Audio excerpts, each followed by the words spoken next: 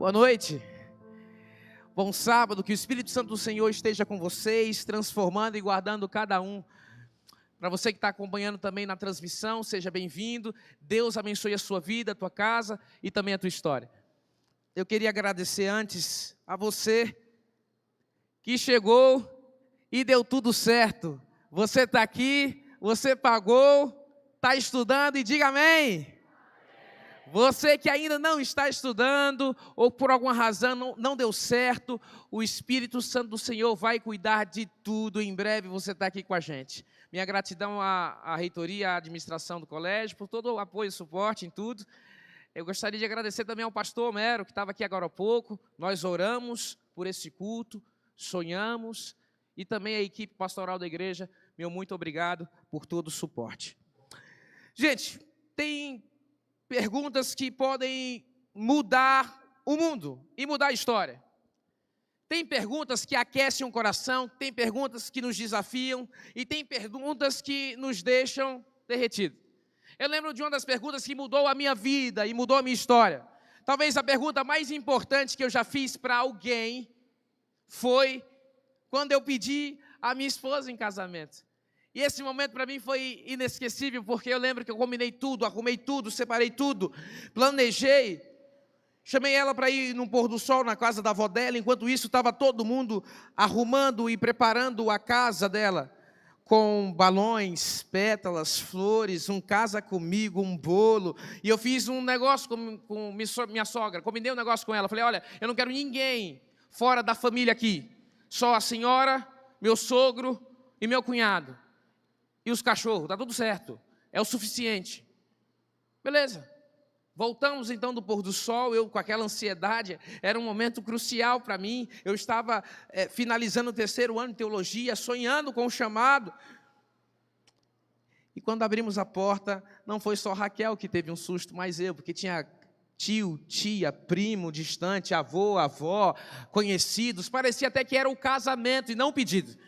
E quando estava todo mundo lá, ao redor, eu muito ansioso, tive que ajoelhar, fazer tudo aquilo que eu não queria fazer na frente de outras pessoas desconhecidas. Então ajoelhei, olhei para ela nos olhos dela e disse firmemente assim, Raquel Oliveira Santos, por te amar, por te respeitar, por querer viver uma vida com você eternamente, você aceita casar comigo e ter Neves no sobrenome?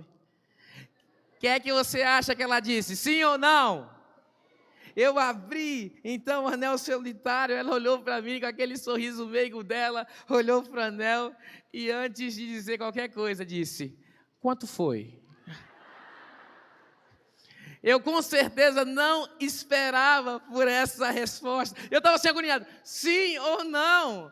Ela disse, sim. Eu pergunto para ela, por que você disse aquilo? Ela, eu não sei.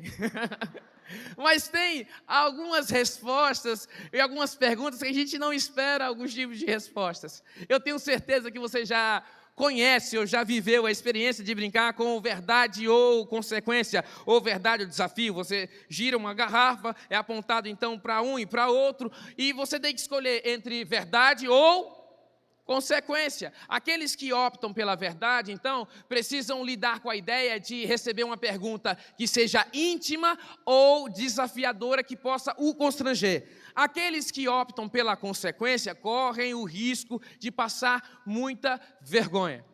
O fato é que, independente do que você escolha, o natural seria escolher o que, gente? Verdade. O que é muito mais fácil viver e responder perguntas com verdades. Tem 3 perguntas que, se não forem respondidas com clareza, com discernimento, com direção e com verdade, podem destruir a tua casa, a tua família, a tua vida. São 3 perguntas básicas, mas que direcionam a tua história. Eu pude compartilhar no passado, no Concílio de Filhos de Obreiros, um pouquinho dessa reflexão que eu fiz, e eu cheguei à conclusão que todos nós precisamos responder essa pergunta. Alguns mais cedo, outros mais tarde. Alguns de vocês já responderam algumas delas, mas tem uma que todos nós precisamos responder. E essas dialogam entre propósito, relacionamento e identidade. Abra sua Bíblia em Deuteronômio, capítulo 30, versículo 19.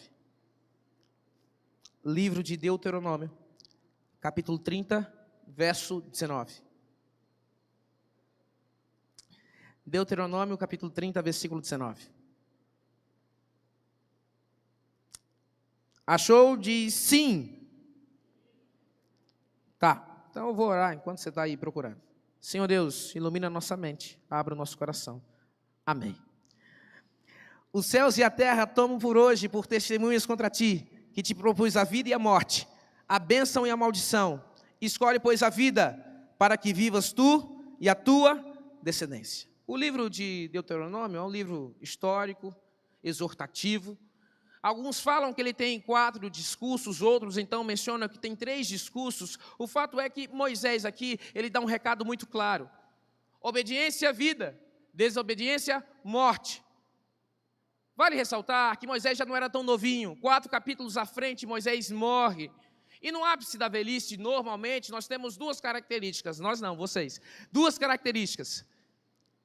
Que são teimosia e sabedoria. O momento de teimosia de Moisés já havia passado, então só restava sabedoria. E no ápice da sabedoria, daquele que tinha vivido muito, tinha errado bastante, e com muitas reflexões, ele dá um recado para o povo, lembrando também da história do povo de Israel. E o recado é muito simples. Só existem 2 caminhos. Vida ou morte, bênção ou maldição, obediência ou desobediência. E quando nós enxergamos que se só existem 2 caminhos, então todas as perguntas, as mais profundas que nós temos em nossa vida, devem ser respondidas com muita seriedade, não com descaso, não com um talvez, mas firmado e fincado na palavra que é a verdade, e principalmente com obediência.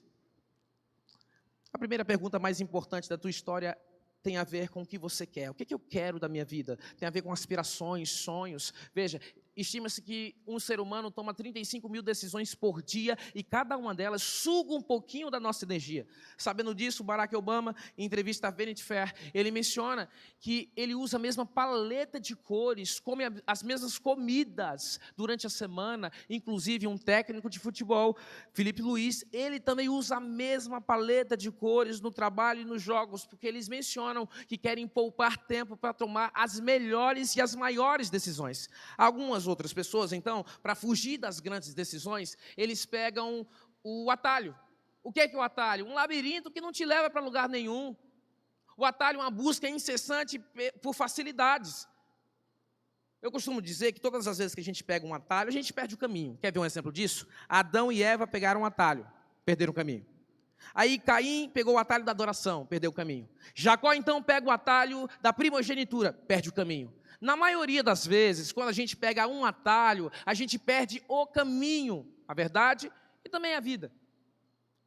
E aí, um dos atalhos mais comuns hoje, na vida da população mundial, e não é só de um jovem, mas do adolescente, de crianças, de adultos, até de idosos, são os jogos, bets. Esse tem sido, existem, para você ter noção, mais procuras hoje por sites de bets, porque por entrevista de empregos. Mais procura e interesse por bets do que entrevista de empregos. Isso reverbera em tudo. Esses dias eu assisti um documentário da crise da geração Z em se manter e também conseguir ficar mais de 3 meses em um trabalho. Mais de 3 meses. Nós buscamos facilidade. Nós gostamos das facilidades. Foi vendido para a gente que hoje, por conta das redes sociais, é muito fácil ganhar vida, é muito fácil ganhar dinheiro, é muito fácil mudar. As pessoas têm as mesmas caras, percebeu? As mesmas caras, as mesmas bocas, a mesma fala, é tudo igual, nada é diferente. Isso foi vendido para nós. E acaba que a gente se acostuma tanto com facilidades, quando a gente não encontra, a gente fica parado. Que bicho é esse, gente? Que bicho é esse? Talvez você se identifique mais com esse guaxinim, né? Mas esse aqui é um animalzinho que todo mundo acha fofinho. No ensino médio, eu tinha 2 amigos muito próximos, chamados Kennedy e Hudson, e eles vieram com uma expressão chamada guaxinim morre cedo. E eu fiquei curioso, porque, imagina, mas sabe aquelas expressões animalescas, tipo, cadê o rato que pegou minha caneta? Esse tipo de coisa que acontece no ensino médio. Esses amigos, então, chegaram um dia com essa frase, guaxinim morre cedo. Mas se eu chegasse em casa e falasse, ô mãe, guaxinim morre cedo, era eu que ia morrer cedo. Então, eu precisava de uma lógica para falar essa frase. Então, eu fui pesquisar o porquê, motivo, razão e circunstância do guaxinim morrer cedo. Sabe o que eu descobri? 2 coisas. Primeira delas, a expectativa de um guaxinim é de 2 anos de idade. 2 anos a expectativa de vida do guaxinim. Motivo? O guaxinim fica muito tempo parado na floresta. E por ficar muito tempo parado na floresta, ele se torna presa fácil para os seus predadores. Logo, o guaxinim morre cedo por ficar muito tempo parado. Imagina que seus sonhos, sua vida, seus propósitos morrem cedo por nós estarmos muito parados em coisas que são fúteis e sem sentido para a nossa vida.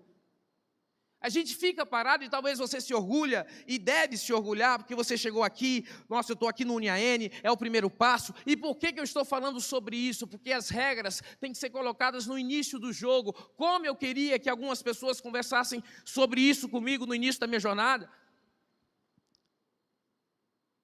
Não dá para ficar parado. Olha que texto forte da serva do Senhor. Fungos nascem numa vida sem propósitos. É uma vida podre, tua vida apodrece, sem um alvo, porque aquele que não tem alvo, vira um alvo.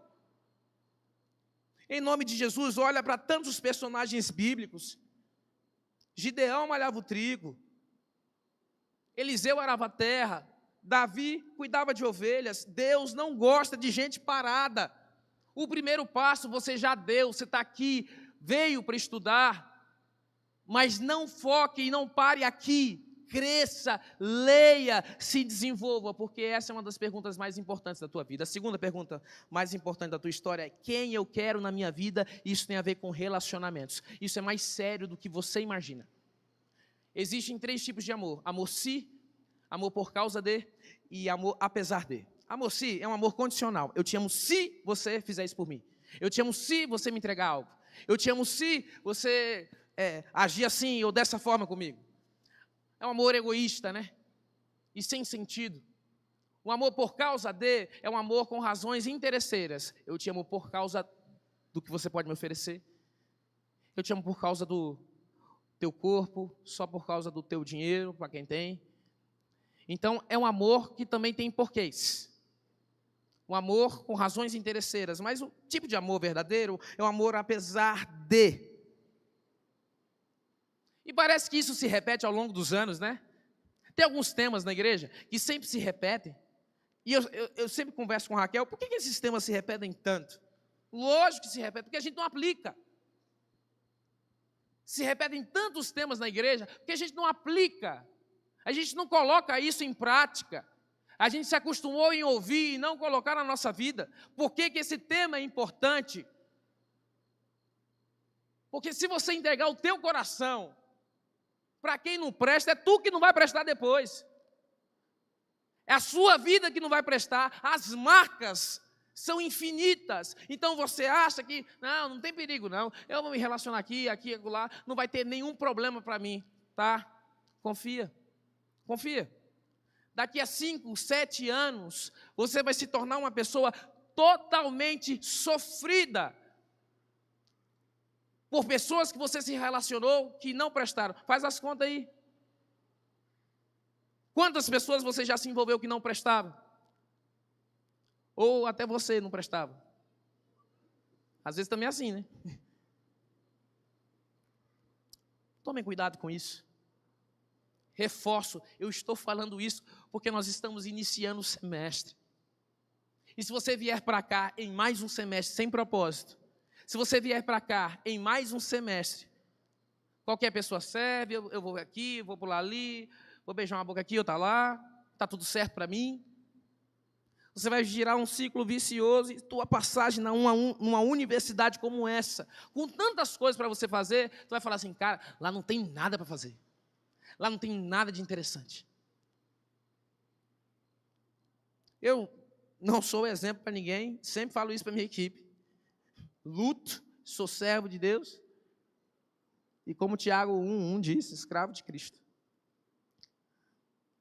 Mas eu sempre falo isso com gratidão. Eu sou feliz por ter casado com Raquel. Eu sou feliz. Raquel, gente, vocês não estão entendendo o tanto que era uma bênção na minha vida. Acho que só os meninos que trabalham mais perto de mim entendem isso. Porque ela é uma paz em meio a uma correria e uma tempestade em minha vida. E eu lembro que uma coisa que fez diferença em nosso relacionamento foi se conhecer cada vez mais. Meu pai me dizia sempre o seguinte, Tiago, o namoro é cego, mas no casamento ele usa óculos e óculos de grau. Eu falei assim, o que meu pai quer dizer com isso? Então eu casei e entendi. Porque basicamente, tudo que eu sou hoje, eu já era ontem. Só que hoje eu sou um pouquinho piorado. E ela também. Mas ela é melhorada. É diferente. Vou te dar um exemplo. Quando nós casamos, antes da gente casar, Raquel sabia um pouquinho de algumas coisas sobre mim. Até um pouquinho do meu jeito. Sabe, nós namoramos, noivamos e casamos. Eu conheci Raquel aqui na biblioteca. Na antiga biblioteca. Ela estava lendo o livro, eu estava lendo ela, e cada um com as suas prioridades.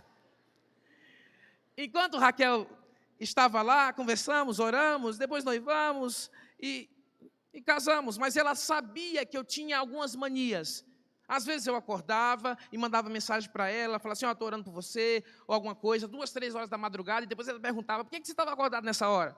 Eu falei, não, eu tive uma ideia, e tudo mais, e falava para ela, isso no namoro. Então, quando a gente casou, no início do casamento, nas primeiras semanas, era engraçado, ela me perseguia, porque eu acordava de madrugada, e quando a ideia vem na minha cabeça, se eu não acordar para escrever, minha cabeça fica assim, ó, Depois eu passo ali e vou para o Sr. Wilma, para uma terapia, uma consulta, algo assim, tá certo?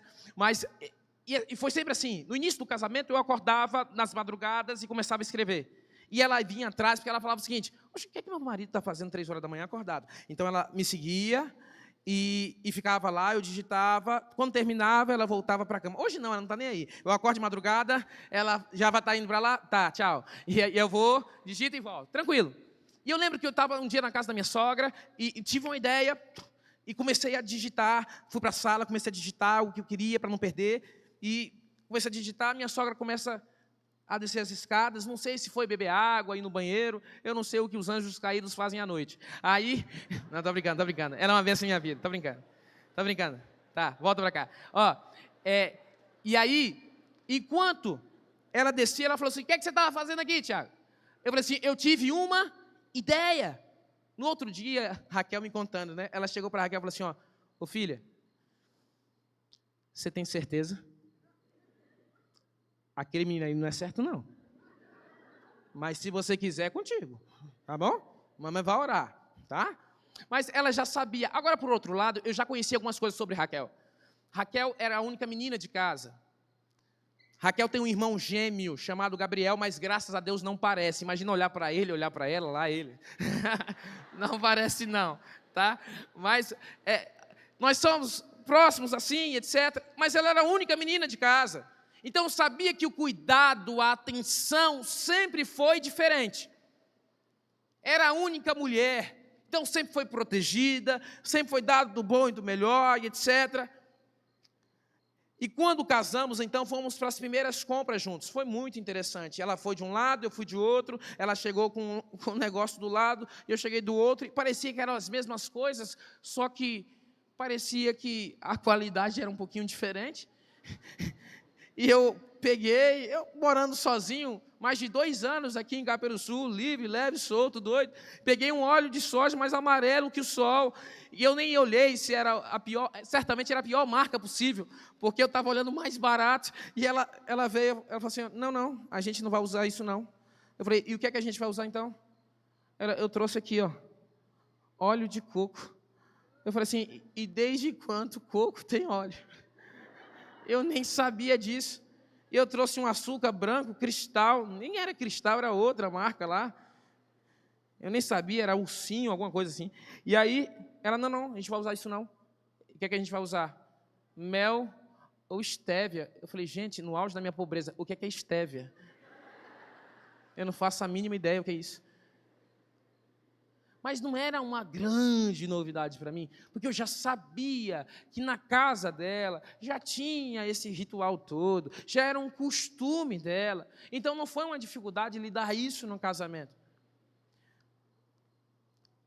É um momento não para você se iludir, mas para você olhar bem de perto, enxergar cada detalhe. Gente, essa é uma decisão tão importante, mas tem sido tão banalizada, tem sido descartada. Não, qualquer um, qualquer hora, sabe? E eu olho para vocês com tanto vigor, com tanta beleza, desperdiçando a vida de vocês com pessoas que não valem a pena.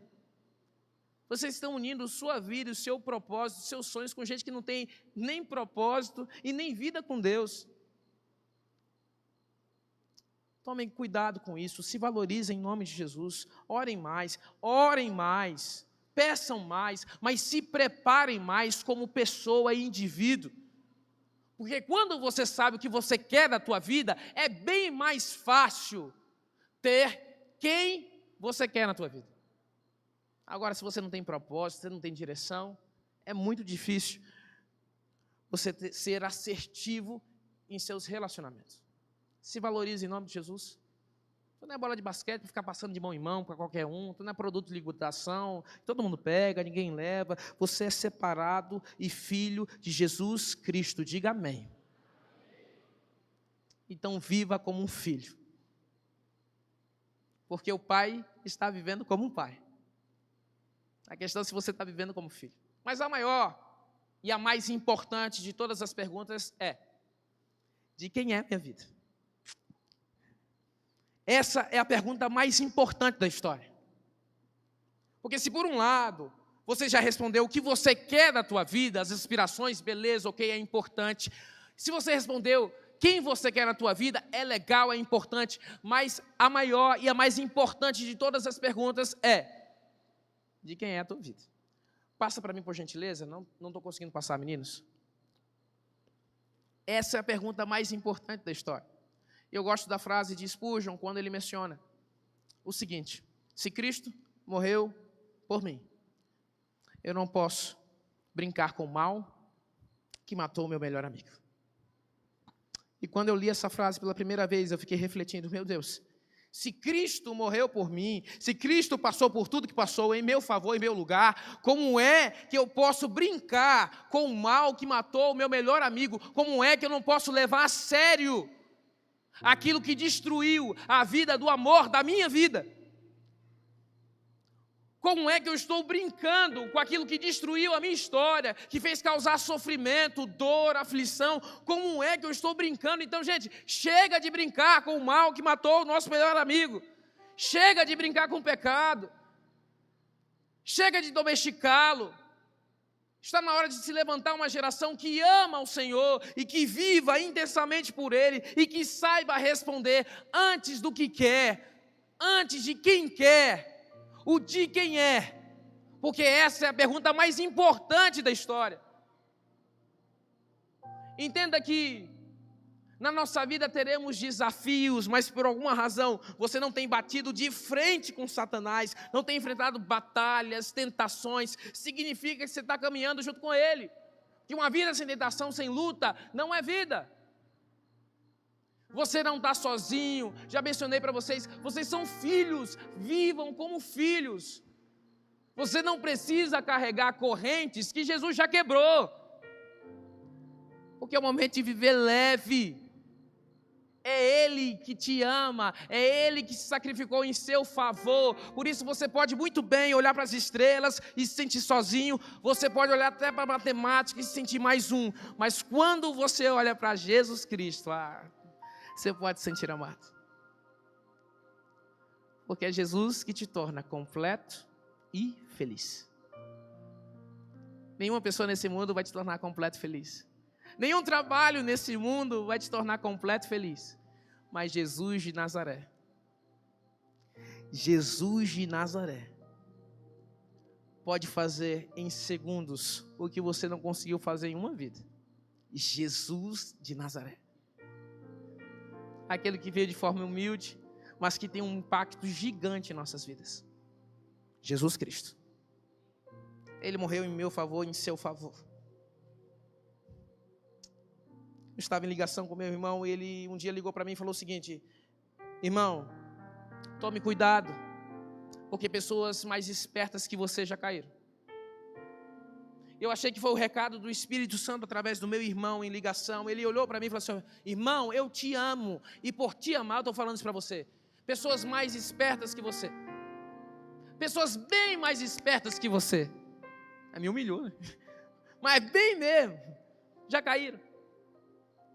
Então toma cuidado com a tua vida. Conversa todo dia com Cristo, abre o coração para o Espírito Santo. E eu refleti, é verdade.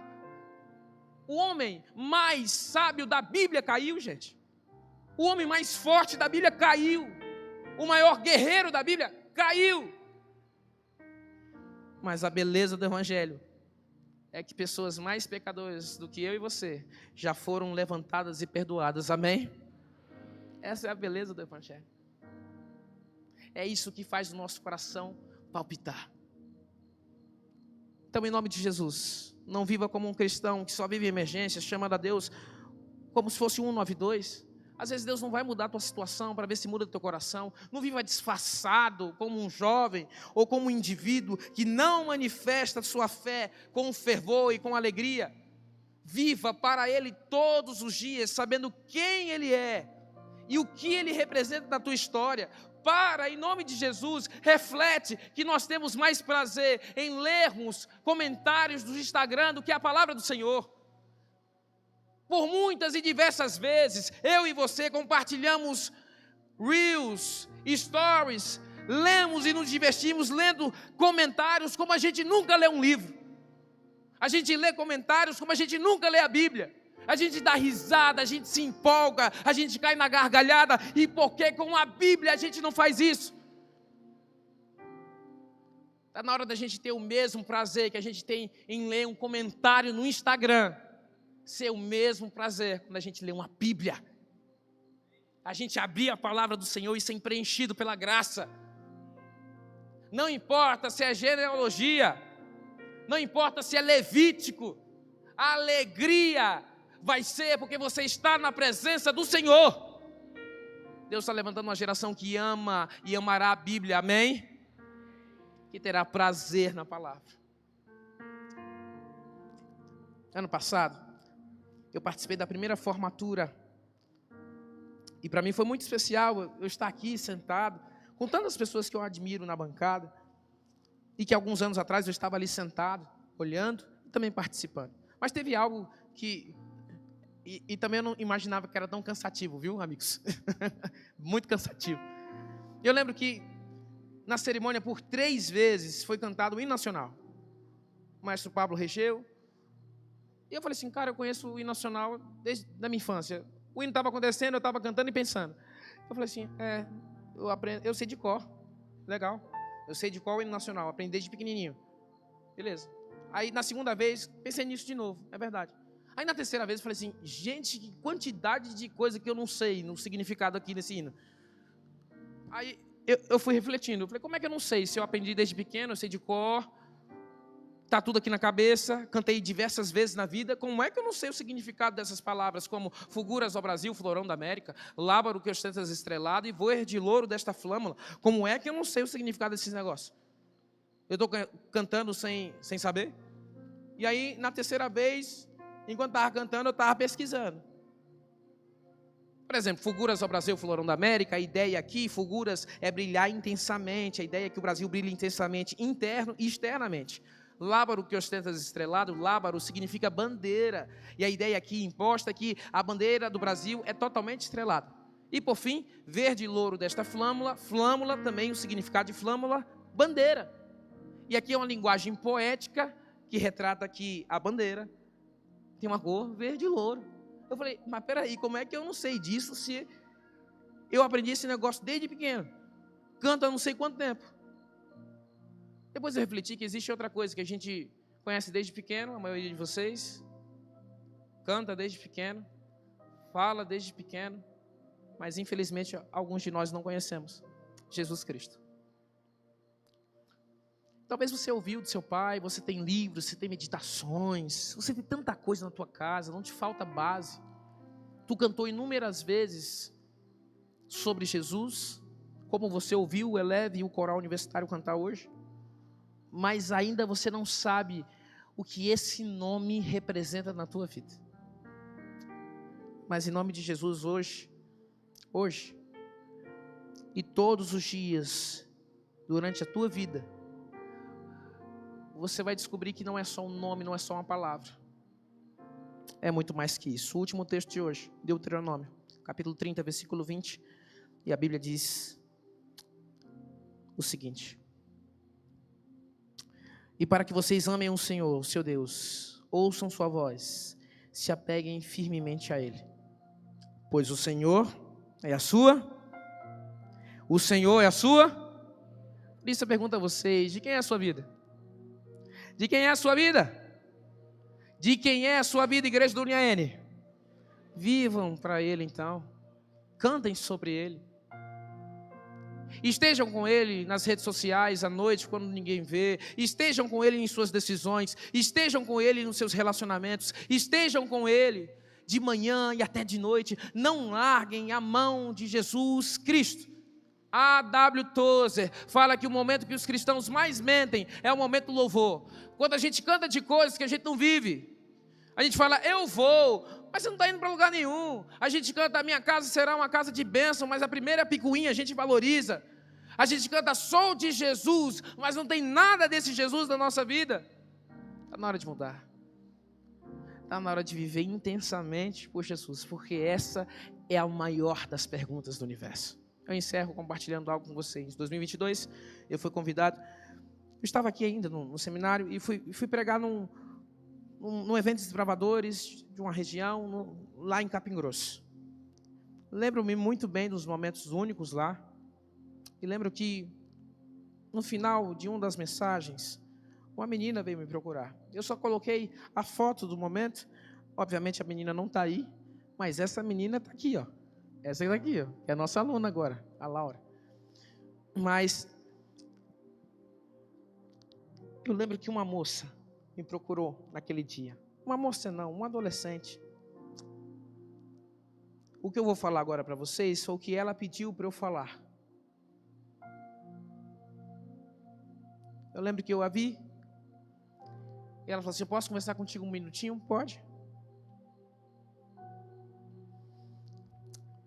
Ela falou assim, posso abrir meu coração? Pode. É o seguinte, eu sou abusada desde os 6 anos de idade pelo meu padrasto. A pessoa que mais deveria me proteger é a pessoa que mais manchou a minha vida. Então deixa eu te falar um negócio. Eu tinha falado um dia lá sobre sonhos, propósitos. E ela falou assim, o meu maior sonho não é nem um pouquinho fazer uma faculdade. Muito menos comprar carro, casa, nada desse negócio. Meu maior sonho também não é casar e ter filhos como algumas das minhas amigas que mencionam. Meu maior sonho é que Jesus volte.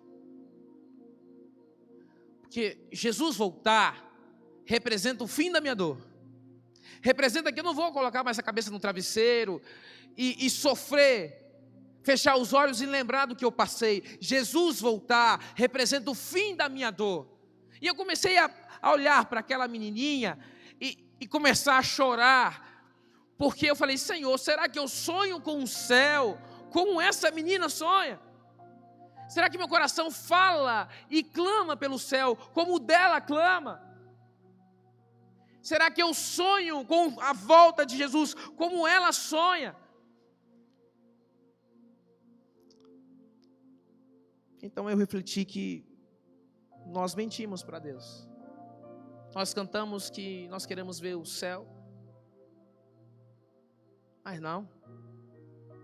A gente não vive como se quisesse ver o céu. A gente não ora por isso, a gente não anseia por isso, a gente anseia por uma viagem, gente. Isso me incomoda. Como é que a gente anseia por uma viagem, a gente anseia por uma série sendo lançada, a gente não tem ansiado mais pela volta de Cristo Jesus. Nosso coração não bate mais forte por isso. A maior pergunta do universo é de quem é a tua vida, responda urgentemente. Todos nós precisamos de um milagre, o milagre da transformação. Alguns precisaram de milagres para chegarem até aqui. Outros necessitaram de milagres para se manterem aqui. Outros, então, precisam de milagre na saúde, na família. Outros precisam o maior de todos os milagres, o céu. Eu não sei qual o milagre que você necessita tanto na tua vida. Mas o maior dos milagres é você conhecer Jesus Cristo. Ele ser teu paizinho e você ser o filhinho. Então, enquanto a Ruane cantar nesse momento, se você sentir que primeiro é um milagre você estar aqui, e foi Deus. Em segundo momento, se você entender que você precisa de um milagre na tua família, na tua casa, na tua saúde. Em terceiro lugar, se você precisa de um milagre no teu caráter, uma transformação geral na tua história, e você a partir de hoje saber responder primeiro de quem é a tua vida, e você falar: Senhor, eu já me entreguei para ti, eu me rendi a ti, eu sou teu filho. Enquanto a Rony cantar, se você quiser responder isso para o Senhor publicamente, falar assim: estou aqui, Senhor, faz o que tiver que fazer na minha vida, na minha história. Enquanto ela cantar, você vai se levantar, você vai vir aqui para dizer isso para Jesus.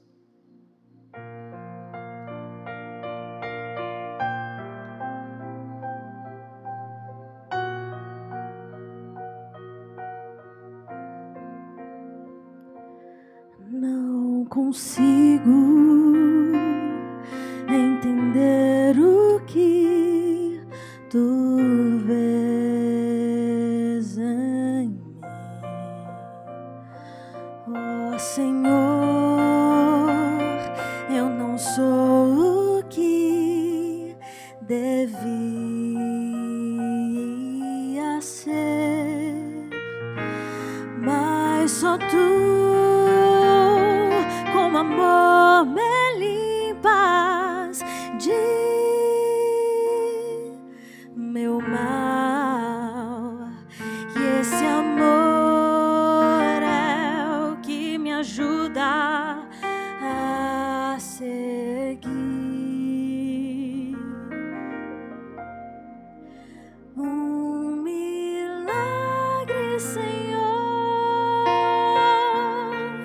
um milagre eu sou, um milagre, Senhor, tens feito em mim, até findar meu viver, dar-te-ei meu louvor. Um milagre, Senhor, tens feito em mim. Deus quer transformar a tua vida, Deus quer transformar a tua história. Nós somos milagres do Senhor. Vem cá, eu sei que tem milagres que só Deus pode resolver. Vem entregar para Ele, vem. Em caminho, Em nome de Jesus, o seu semestre vai ser entregue nas mãos dele. A partir de agora, a partir de hoje, tem espaço para você aqui. Vem. andava eu, mas com amor tu traçaste um plano para mim, respondeste minha oração de fé, Senhor. Desde então só a ti pertenço eu.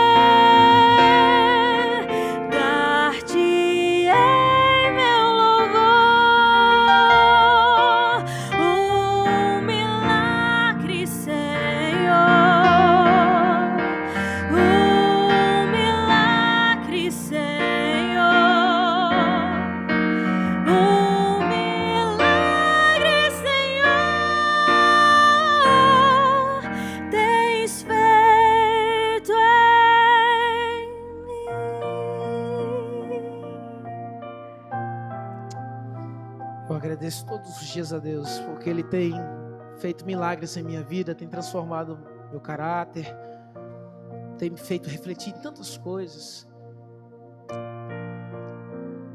e tem me feito refletir que eu preciso melhorar todos os dias.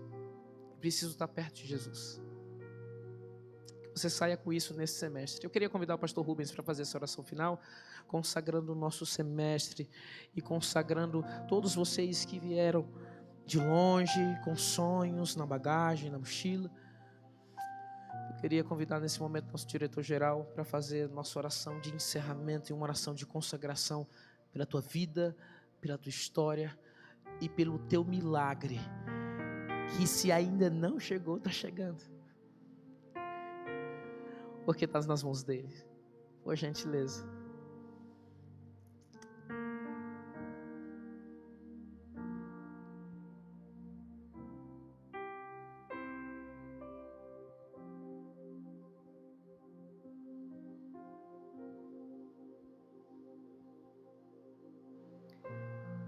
Querido Deus, bondoso Pai, vivemos em dias e momentos de oportunidade. A Tua palavra nos diz: eu te ouvi e te socorri no tempo sobremodo oportuno. Eis agora, não é hoje, não é daqui a pouco, é agora, o dia da salvação.